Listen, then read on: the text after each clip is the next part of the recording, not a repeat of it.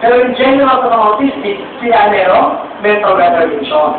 Okay? So, iwan na natin yan. Natapos ko na, ha? Binanggit ko lang yung bakit sabihin nila.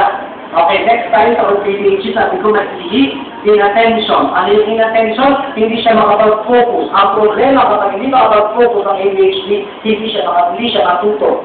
Pag hindi siya matututo, tinuturo ako, 1 plus 1 equals 2. 1 plus 1 equals, may nakita siyang braso naman. Uy, balas! Ganun siya. Para siyang manik. Masyado siyang receptive sa stimuli. Konting tutulog. Tutulog na siya nun. May ice cream, lalapit na siya, may tumutulog, gano'n. Mabilis siya makikayot ng stimuli.